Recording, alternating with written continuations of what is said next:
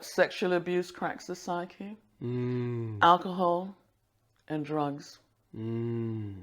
Anything that fragments our sense of well-being or affects us through fear. So the breath is what connects us to our light, and to disconnect from our light, we hold our breath. We go into shallow breathing. Think of a cigarette smoker. They'll hear the most shocking thing and they'll say, "Give me a cigarette." And as soon as they have that cigarette, that breath, Oh, yeah. I'm fine now, I can cope. It's clever. So it's all about the breath. Yes. And so what I like people to understand is simply through your breath, you can connect to your source. You will know who you are. Because there are certain psychiatrists that are recognizing that all mental problems have a spiritual cause. Wow. And, yeah, all mental problems. every single one. Wow. Yeah. I'll recommend Dr. Shakuntala Modi's, she's a psychiatrist, her book, Remarkable Healings. Wow. Which happens to be right behind you on the Oh, is bookshelf. it? But I definitely, and actually when I first read that book, maybe about a decade ago, I kept putting it down because her patients kept talking about Satanism and demons and that, and I couldn't. I was just so in resistance to that because it all sounded religious. And she's like, "I'm Hindu. I don't even believe in this stuff." Yeah. But this is what my patients are saying. And then when I finally got around to reading it, maybe a number of years later, I guess when I was ready, it made sense. If you think about what Jesus represented in the New Testament, to me, is the greatest psychologist.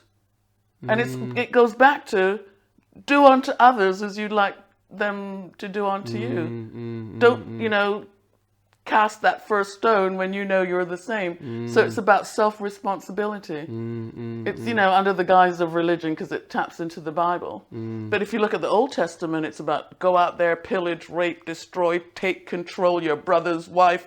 It's dark. And so there's this evolution of humanity moving away from self-serving needs to the communal need of don't do to your neighbor what you don't want done to yourself. Yes.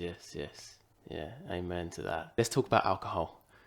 Alcohol is heavily advertised throughout the UK It's and called the world. spirit for a reason. Yeah, right. So we just think it's something that, people love to drink alcohol because it gives them confidence.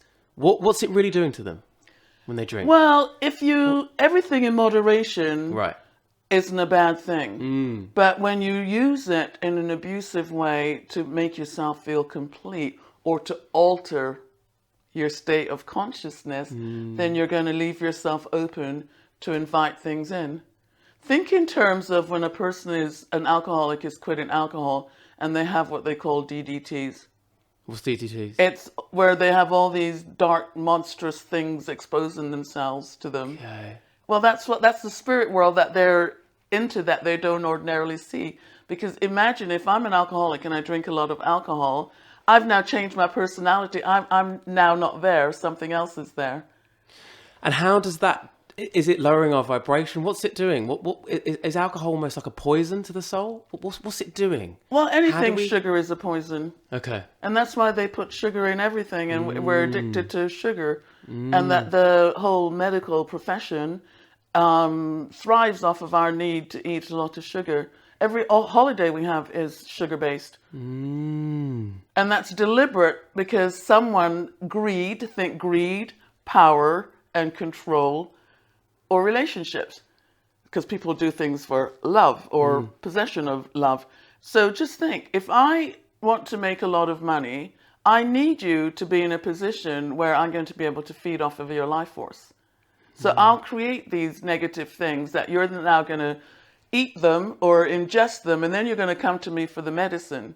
And if you think about the way we've got medicine designed now, maybe not how it originally was, it's not about cures. It's about managing with more chemicals. Someone is getting very rich off of that. Yeah. Yes. So it's all about the wealth, destruction and wealth. Yeah. And they need to have you destroyed because love and light builds. Darkness destroys. Because darkness doesn't have any light of its own.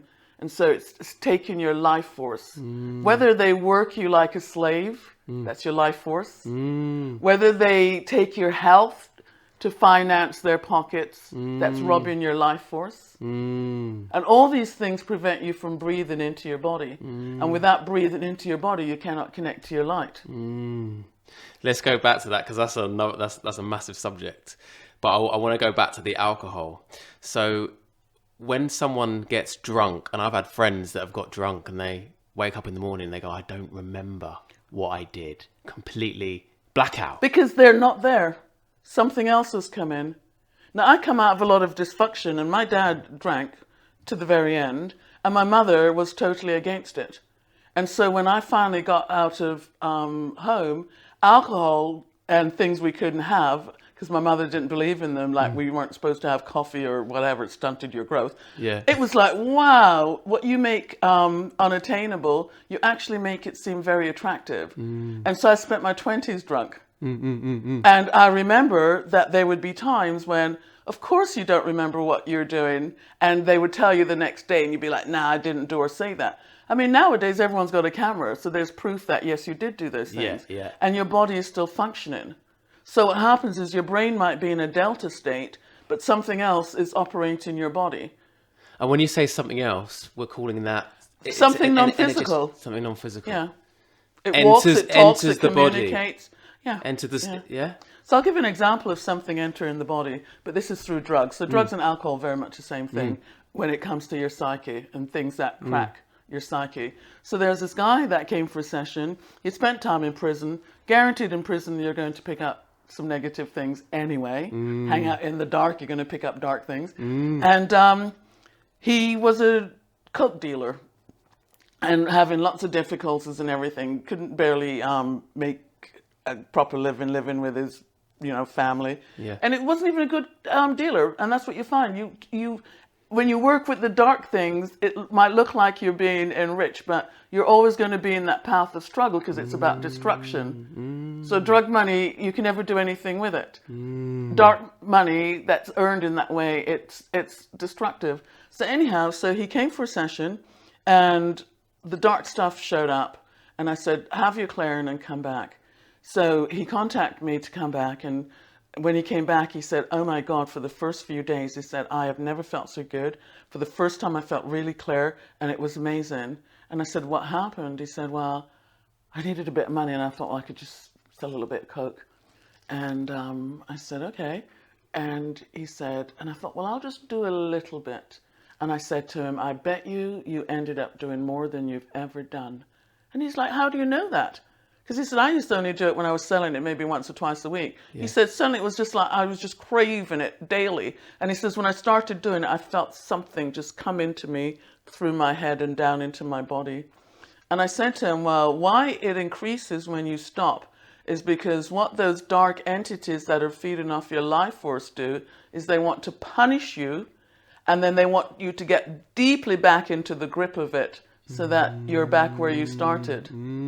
As a food source, an energetic food source. It's like a magnet. Yeah. Pulling you in, wanting you to get back into that darkness. Yeah. And if it's still in you, sometimes you'll quit whatever you're doing, and then 6 months later, you'll find it's still there because the energy that's holding it in place that you're plugged into hasn't been dismantled or disconnected. So you'd say anyone with an addiction, going through mental issues, this is all linked to something dark, a dark entity or a dark energy. Always. Picture if I'm a child who's in a dysfunctional home. It could be things like the parents are fighting, shouting they're alcoholics, or I'm getting beatings or whatever.